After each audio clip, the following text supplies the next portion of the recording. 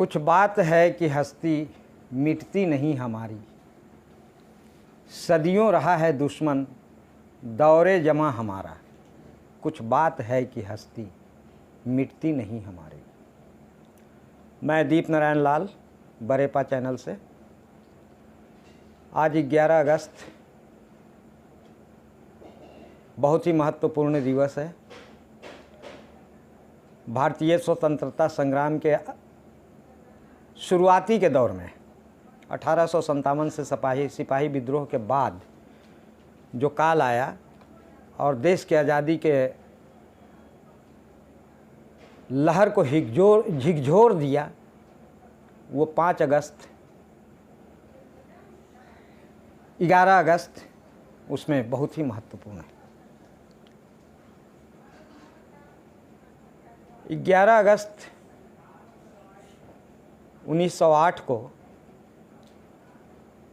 इस देश के महान सपूत,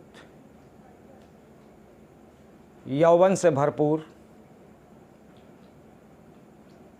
मात्र 18 महीना 18 साल 8 महीना 8 दिन का एक नौजवान हंसते हंसते फांसी के फंदे से झूल गया। जन्म 4 दिसंबर 1889, शहादत दिवस 11 अगस्त 1908। 1908 11 अगस्त में अगर आप 4 दिसंबर 1889 घटा देंगे तो मैं जो कह रहा हूँ कि 18 साल का 8 महीने का 8 दिन का वो नौजवान रहा था। फांसी के फंदे को, फांसी की रस्सी जो होती है उसको चूम करके, और उसने कहा था कि मैं 18 महीने बाद अपनी मौसी के गर्भ से पैदा होऊंगा। अगर मेरी मासी मुझे पहचानने से कंफ्यूज होगी तो मैं अपने गले का फांसी का निशान दिखाऊंगा। मित्रों, बड़ा रोंगटे खड़े कर देने वाली बात है ये। एक गीत जिसको किसने गाया, किसने सुरबद्ध किया, किसने लयबद्ध किया, कोई नहीं जानता, लेकिन जब जब खुदीराम बोस की बात आती है तो ये गीत गाई जाती है। पहले आप इस गीत को सुन लें।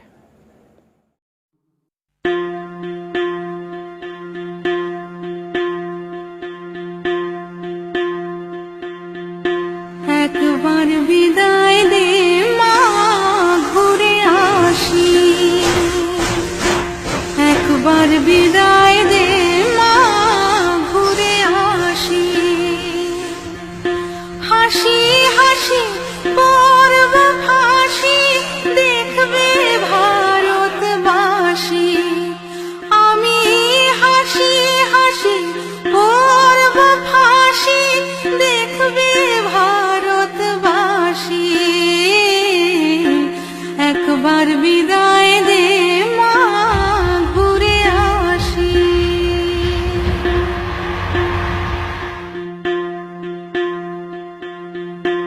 কলের বোমা তৈরি করে দাঁড়িয়েছিলাম রাস্তার ধারে মা গো।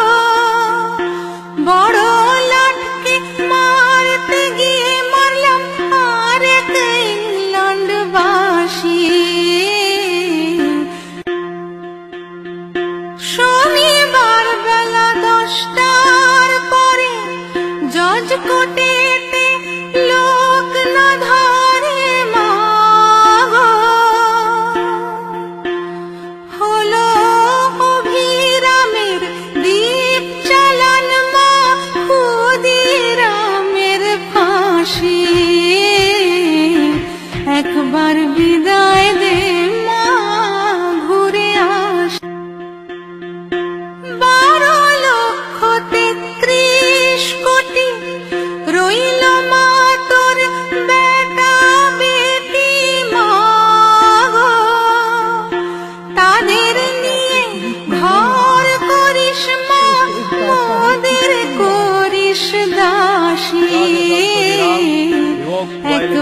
বিদায় দে মা ঘুরে আসি। Based on this, Khodiram has been sentenced to be hanged by the neck until dead. बेटा खुदी, तुम बहुत जल्दी 10 মাস 10 দিন পরে জন্ম নেব মাসির ঘরে মা গো। তখন যদি না চিনতে পারিস দেখবি গলায় ফাঁসি। ও মা তখন যদি না চিনতে পারিস দেখবি গলায় ফাঁসি। একবার বিদায় দে মা ঘুরে আসি। একবার বিদায় দে মা ঘুরে আসি।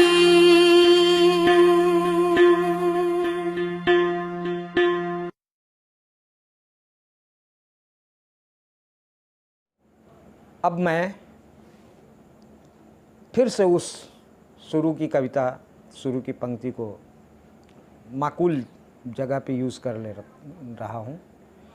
कुछ बात है कि हस्ती मिटती नहीं हमारी, सदियों रहा है दुश्मन दौरे जमा हमारा। नहीं लगता है जब जब हमारे मुल्क पर किसी ने अत्याचार का कदम उठाया है, उसके पैर काट लिए गए। शहीद खुदीराम बोस की भी कारनामा कुछ उसी किस्म का है, उसी किस्म का है। थोड़ा सा जीवनी मैं बता दूं। जन्म और मृत्यु दिवस तो आप समझ गए, शहादत दिवस, दैट इज़ कॉल्ड मृत्यु दिवस। मिदनापुर बंगाल में, जो उस ज़माने में अविभाजित था। मिदनापुर आज के डेट में संभवतः बांग्लादेश में चला गया, लेकिन वहाँ ये नौजवान उस समय क्रांतिकारियों के दस्ते में शामिल होता है जिस समय भारत में अंग्रेज़ों ने बंग भंग योजना लागू किया था। बंगाल का विभाजन, जिसे पूरे भारत के लोगों ने माना था कि ये देश का विभाजन है, ये देश का विभाजन है, और इसके विरुद्ध एक ज़बरदस्त लड़ाई, एक ज़बरदस्त प्रोटेस्ट, एक ज़बरदस्त आंदोलन खड़ा हुआ था। और वही है खुदीराम बोस का राजनीतिक देशभक्ति का भूमि। वहाँ से खुदीराम बोस उस आंदोलन में शामिल होते हैं और कई पड़ावों को पार करते हैं। मैं उस पड़ाव में एक बात बता दूं कि देश की आज़ादी के आंदोलन में दो धाराएं थी, एक समझौतावादी धारा और एक गैर समझौतावादी धारा। समझौतावादी धारा अंग्रेज़ों से तालमेल करके, कुछ ले दे करके, अंग्रेज़ जैसे चाहे वैसे मैं करूँगा, उसके एवज में मैं जो कहूँ अंग्रेज़ मेरी बात सुने, ब्रिटिश हुकूमत मेरी बात सुने। गैर समझौतावादी धारा सीधा सीधी भारत की आज़ादी, भारत मेरा है, मुझे आज़ादी मिलनी चाहिए। अगर इस हुकूमत के पास बम है, इस हुकूमत के पास पिस्तौल है, इस हुकूमत के पास आर्म्स है, अस्त्र है, शस्त्र है, तो हमारे पास भी क्यों नहीं होगा। मारोगे तो मारूंगा। बंगाल का अनुशीलन समिति कुछ इसी विचारधारा से चल रही थी और उस अनुशीलन समिति का एक सदस्य 1905 के बाद खुदीराम बोस वहाँ शामिल होते हैं। बंगाल विभाजन का जो सबसे बड़ा लीडर, जो सबसे बड़ा नेता, जो सबसे बड़ा शासक वायसराय, उसकी हत्या करने की साजिश अनुशीलन समिति तय करती है और रेकी करने के बाद एक सिस्टम के तहत चल करके ये तय होता है कि आज वायसराय ट्रेन से सवार होकर के कहीं जाएंगे, तो जिस बोगी में वो बैठेगा वायसराय, उस बोगी को ही हम उड़ा देंगे, क्योंकि उस बोगी में उस वायसराय का पूरा सिस्टम और सिस्टम को चलाने वाले ही लोग होंगे, जो वायसराय को गॉड मानता है। उड़ा दिया गया, लेकिन दुर्भाग्य वायसराय ने अपनी बोगी बदल ली थी। गलती हो गई, ऐसा होता है। एक किंग्सफोर्ड हुआ करते थे, जो बंगाल के कोर्ट में जजमेंट दिया करते थे, और उनकी जिम्मेवारी जजमेंट वैसे लोगों को देना था जो अंग्रेज़ों के साम्राज्य के विरुद्ध, भारत में अंग्रेजी हुकूमत के विरुद्ध जो लोग हुआ करते थे, उसको गिरफ्तारी होने के बाद जब उसके कोर्ट में केस जाता था तो बचाव पक्ष को नहीं सुनता था किंग्सफोर्ड। भयानक प्रताड़ना, अमानवीय यातना देना उसका दिनचर्या बन गया था। अरविंद घोष को भी उसने ज़बरदस्त दयनीय प्रताड़ना दी थी। कुछ लोगों को तो यूं ही मौत के घाट उतार देना, फांसी दे देना। ये किंग्सफोर्ड का बच्चे अगर गिरफ्तार हो रहे हैं तो जुबनैल के आधार पे उसको छोड़ भी नहीं रहे हैं। कोरे पे कोरे बरसाने के बाद उसको छोड़ा जाता था, कसम खिला करके कि अब तुम अंग्रेज़ों के विरुद्ध नहीं न हो गए। किंग्सफोर्ड की इस हैवानियत को अनुशीलन समिति ने समझा था और कहा कि इसकी हत्या होनी चाहिए। और इस काम को करने के लिए खुदीराम बोस और अनुशीलन समिति का ही एक सदस्य प्रफुल्ल चाकी को सुपुर्द किया गया, आदेशित किया गया। संजोग से ब्रिटिश हुकूमत ने यह समझ लिया कि किंग्सफोर्ड की हत्या हो सकती है, इसके ऊपर हमले हो रहे हैं, इसका ट्रांसफ़र बंगाल से हटा करके बिहार के मुजफ्फरपुर ज़िला में कर दिया गया। और यहाँ का ये जज बन करके मुजफ्फरपुर में आ गए। और अनुशीलन समिति ने जिन लोगों को जिम्मा दिया था वो दोनों सदस्य खुदीराम बोस और प्रफुल्ल चाकी चले आते हैं मुजफ्फरपुर उसकी हत्या करने के लिए। मित्रों, मोती झील मुजफ्फरपुर में एक फेमस जगह है। वहाँ एक धर्मशाला में एक रूम लेकर के और रुकते हैं। 2 दिन तक किंग्सफोर्ड का रेकी करते हैं। कब वो कोर्ट जाते हैं, कब वो कोर्ट से निकलते हैं, कोर्ट में कब कब क्या क्या कैसे कैसे करते हैं, और उसके बाद प्राइवेट दिनचर्या में वो क्या करते हैं, सब कुछ पता कर लेते हैं। उनको मालूम हो जाता है कि शाम को वो जो है मुजफ्फरपुर के ही एक क्लब है जहां अंग्रेजी हुकूमत के नौकरशाह ब्यूरोक्रेट्स जा कर के वहाँ ऐश करते हैं। किंग्सफोर्ड भी वहाँ जाते हैं।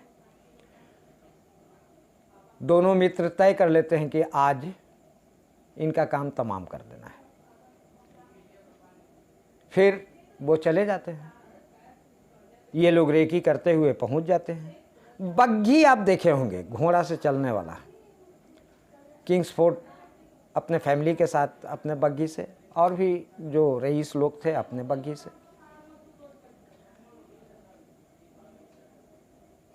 एक ब्रिंजल कैनेडी और किंग्सफोर्ड के फैमिली के बीच बड़ा अच्छा तालमेल था। रात के 9 बजे दोनों बग्घी खुलता है। खुदीराम बोस और प्रफुल्ल चाकी ने जिस बग्घी को टारगेट किया था, जैसे ही वो बग्घी आगे बढ़ती है, इन दोनों के पास बम और पिस्तौल सब कुछ थे। बम से उस बग्घी को उड़ा देते हैं। चिथड़े चिथड़े हो जाता है, सब कुछ तबाह हो जाता है। खबर हवा की तरह फैल जाती है। प्रशासन चुस्त एवं दुरुस्त हो जाता है। इतना बड़ा कांड, इतना बड़ा बात। और ये दोनों पहले के प्लानिंग के मुताबिक 2 दिशा में निकलते हैं। एक जो है बेनीपुर की तरफ, जो मुजफ्फरपुर के से बेनीपुर जाने का रास्ता, और एक जो है समस्तीपुर की तरफ, जो बिहार का आज भी जिला है। रात भर दोनों अपने अपने दिशा में चलते रहे। सुबह हुई। बेनीपुर रेलवे स्टेशन के इर्द गिर्द लगभग 8-9 बजे के बीच खुदीराम बोस पहुंचते हैं। वहाँ एक फरही की दुकान, जो चावल का भूंजा जिसको बोलते हैं, ख़रीदने के लिए एक दुकान पे जाते हैं। वहाँ कुछ लोग पेपर देख रहे हैं और आवाज़ आई कि किंग्सफोर्ड नहीं मारा गया। अब भूंजा लेते हुए और ये जैसे ही सुनते हैं, एक बोल देते हैं कि किंग्सफोर्ड नहीं मारा गया। मैंने ऐसा बोलते हैं कि अरे हमने ही तो किया था, बच कैसे गया। और वहाँ पुलिस की चौकसी, पुलिस वाले पकड़ लेते हैं, पकड़ करके थाने ले जाते हैं। और आगे का कार्यक्रम थोड़ा सा बाद में बताते हैं। अब जरा सा उनके मित्र प्रफुल्ल चाकी का भी समझ लीजिए। हालांकि इसके बारे में, प्रफुल्ल चाकी के बारे में ज़्यादा कुछ नहीं कही गई है, लेकिन आप समझ लीजिए कि समस्तीपुर प्रफुल्ल चाकी पहुंचते हैं। योजना ये थी कि मोकामा पहुंचना है, मोकामा से ट्रेन पकड़ के हावड़ा चला जाना है। प्रफुल्ल चाकी मोकामा पहुंचते हैं, मोकामा स्टेशन पे रुकते हैं। मोकामा स्टेशन पे ट्रेन आती है, फिर ट्रेन में सवार होते हैं। और जब ट्रेन चलने लगती है, तब उनको पता चलता है कि मेरे बगल में जो व्यक्ति बैठा हुआ है वो तो इसी ब्रिटिश हुकूमत का इंस्पेक्टर है। और वो इंस्पेक्टर, चूँकि इंस्पेक्टर है, उसके ट्रेनिंग में दिए गए हैं। घटना घट गई है तो ड्यूटी में रहने के बावजूद, नहीं रहने के बावजूद उसका कर्तव्य था। प्रफुल्ल चाकी को गेस कर लेते हैं कि प्रफुल्ल यही है आदमी जो बम कांड का अभियुक्त है। और वो बाहर निकल करके और पुलिस वालों को ये कर देते हैं। झाझा में वो ट्रेन रोकी जाती है, ट्रेन को घेर लिया जाता है और फिर वहाँ से प्रफुल्ल चाकी को गिरफ्तार किया जाता है। गिरफ्तार करने की योजना जैसे ही समझ में आती है प्रफुल्ल चाकी को, तो रिवाल्वर निकालते हैं, अपने सिर में ढीम, शहीद हो जाते हैं। ये प्रफुल्ल चाकी का वहाँ एंड।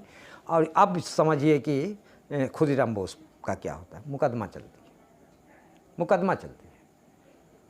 लेकिन जो जज है वो तो अंग्रेजी हुकूमत का जज है।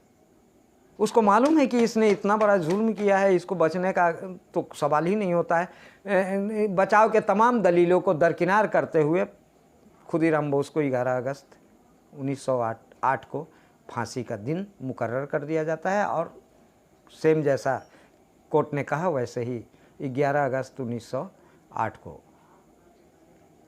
खुदीराम बोस को फांसी दे दी जाती है। चला जाता है इस धरती से, चला जाता है इस भारत माँ के गोद से अपना परमानेंट हाउस। कुछ बात है कि हस्ती मिटती नहीं हमारी, सदियों रहा है दुश्मन दौरे जमा हमारा। मित्रों, अब देखिए, मैं उसके बाद की थोड़ा बात को आपके सामने रख दूं। 1869 2 अक्टूबर को पैदा होकर के महात्मा गांधी विदेश में शिक्षा ग्रहण किए, वकालत कर रहे थे। निगाहें भारत की तरफ थी। खुदीराम बोस का जब न्यूज़ उनको मिलता है तो अफसोस जताते हैं कि एक नौजवान चला गया शहादत के गुमनामी में। लेकिन ये भी लिखते हैं कि उनके मार्ग अच्छे ना थे, हिंसात्मक था, आतंकवादी था, उग्रवादी था। ये उनके एक्शन को मैं पसंद नहीं करता। ये महात्मा गांधी का कोट। मात्र 36-37 साल के रहे होंगे महात्मा गांधी। 18 दूनी 36, 18 साल का ये नौजवान और 36 साल का महात्मा गांधी। लेकिन उनका कमेंट ऐसा था। फिर उड़ीसा में एक विद्यालय के हॉस्टल में पढ़ रहा विद्यार्थी जिसकी उम्र मात्र 12 साल, बाद के दिनों में वो नेताजी सुभाष चंद्र बोस बने। उनका भी कमेंट आया खुदीराम बोस के बारे में कि एक खुदीराम बोस नहीं, अब तो भारत में हजारों खुदीराम बोस पैदा होंगे। मैं बहुत भावुकता के साथ कह रहा हूँ कि अब तो अंग्रेज़ों को जाना चाहिए, नहीं जाएगा तो जाना पड़ेगा। हमारी भारत माता की मुक्ति मिलेगी। और पत्रों में, पत्रिकाओं में, अखबारों में जो खुदीराम बोस का जो तस्वीर छपा, सबको काट करके और अपने हॉस्टल के कमरा में लगा करके और श्रद्धांजलि दे रहे थे।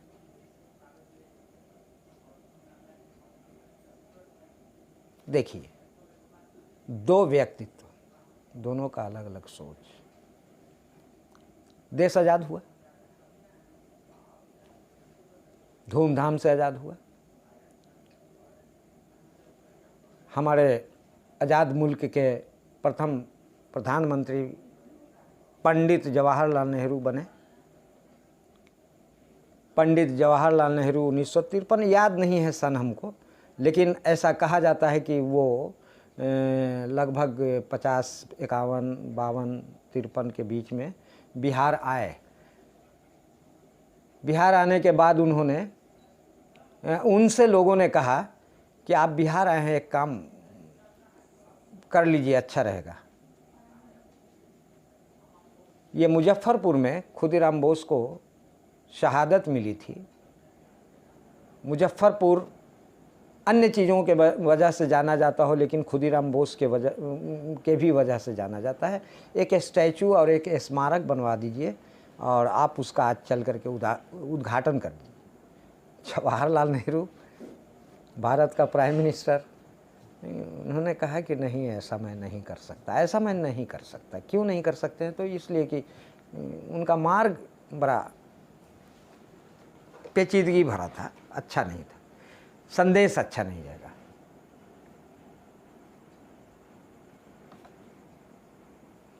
ये है देश के हिफाजत करने वाले लोगों का, आज के नेताओं का, उस जमाने के नेताओं का सोच। कुछ बुद्धिजीवी, कुछ पत्रकार, कुछ छात्र नौजवानों ने एक स्टैचू वगैरह बनाया और खुदीराम बोस का ये याद के लिए, एक तरह से कहिए कि वो परित्यक्त है। लोग वहाँ पे साफ करते हैं, शौच करते हैं, मवेशियों का अड्डा बना हुआ है, कुत्तों का घर है उधर। कहते हैं एक शायर,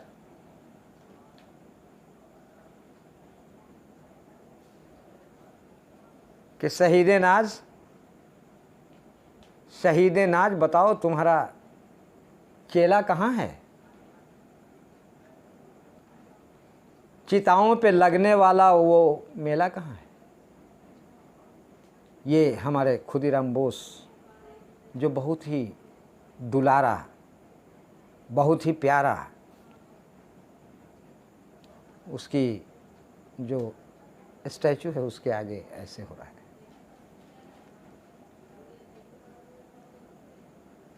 देश की आज़ादी के बाद जो शिक्षा पद्धति बनी, सिलेबस बने, आप उठा के देख लीजिए बच्चा के क्लास से लेकर के यूनिवर्सिटीज़ के सिलेबस में कहीं खुदीराम बोस नहीं है।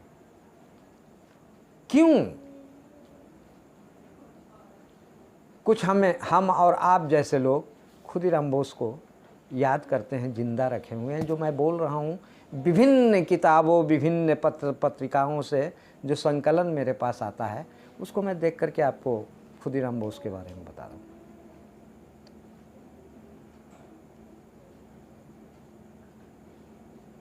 कुछ बात है कि हस्ती मिटती नहीं हमारी, सदियों रहा है दुश्मन दौरे जमा हमारा। हाँ, लेकिन एक दूसरे तरफ जो देश का नौजवान था, जो देश का प्रतिनिधित्व करने वाले हाशिए पे ठेल दिए गए लोग थे, आम जनमानस था, उसने खुदीराम बोस को भुलाया नहीं भुलाया।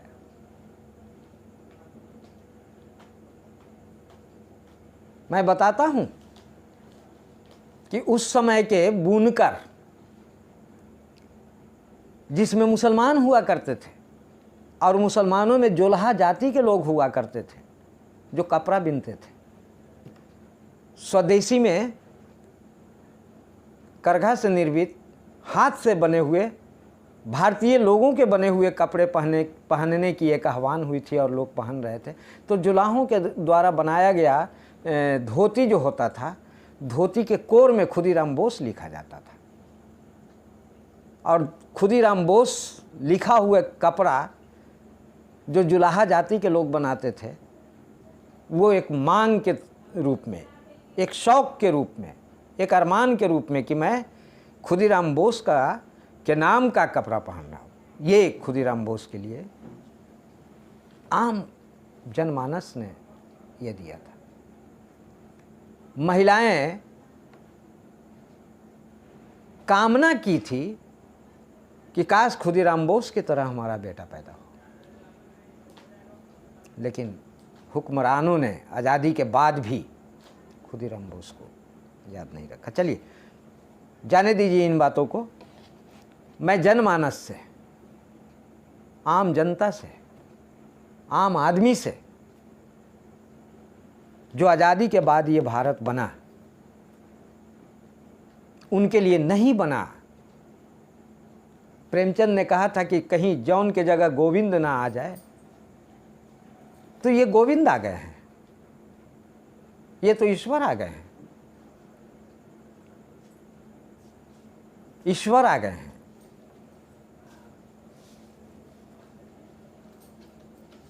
तो भाई अब ईश्वर आ गए हैं तो वहाँ आम आदमी की क्या औकात?